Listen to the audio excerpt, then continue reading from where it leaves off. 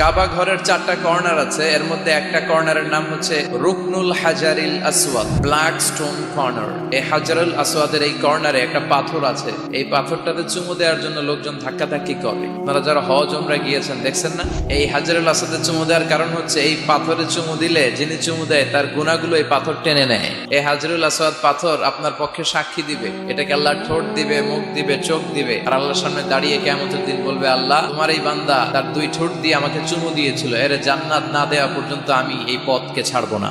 হাজরুল আসওয়াদের corner আর কাবা ঘরের দরজা এর মাঝখানে একটা জায়গা আছে, এই জায়গাটার নাম মুলতাজাম। এই জায়গাটাতে লেগে থেকে দোয়া চাওয়া, দোয়া করাটা সুন্নাহ। এই মুলতাজামে দাঁড়িয়ে হাত লাগিয়ে বুক লাগিয়ে দোয়া করলে এই দোয়া আল্লাহ ফিরিয়ে দেয়।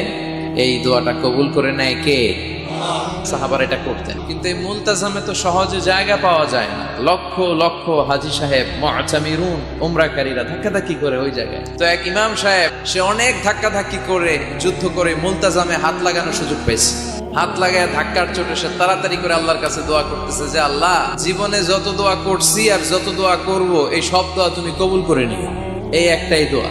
He work smart, say smartly কাজ করেছে। ইট ডাজন্ট ওয়ার্ক হার্ড, সে কষ্ট করে ওদিকে ধাক্কাধাক্কির মধ্যে, আল্লাহ আমারে গাড়ি দাও, বাড়ি দাও, নারী দাও, এটা লাগবে ওটা লাগবে, আমার অসুস্থতা, আমার শাশুড়ি অসুস্থ, আমার আম্মা অসুস্থ, এরে ভালো করো, এরে সম্পদ দাও, এর দারিদ্রতা বিমোচন করো, এত কিছু ওইখানে করার সুযোগ নাই। ওইখানে ধাক্কাধাক্কি, ওখানে যুদ্ধ।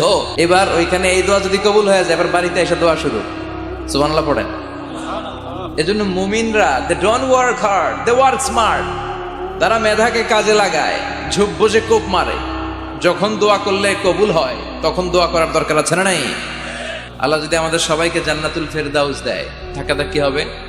মা বাইনাল মিসরাআইন মিন মাসারি'আল জান্নাহ মা বাইনা মাক্কা ওয়া হাজার। সৌদির মক্কা শহর থেকে বাহরাইনের হাজার শহর যত লম্বা, জান্নাতের এক একটা দরজা ঠিক তত লম্বা। সেই হিসাবে কয়েকশো কোটি মানুষ আমরা এক ধাক্কা জান্নাতে ঢুকবো। তো দরজা যদি হয় এত বড়, আসল জান্নাত কত বড়? ওই আল্লাহর দরবারে ভান্ডারে কোনো কমতি আছে?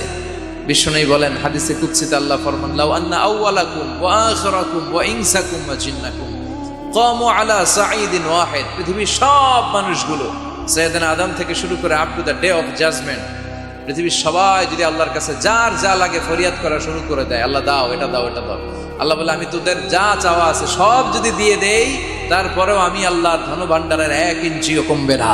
তো এই জন্য সব সময় কার কাছে চাইতে হবে?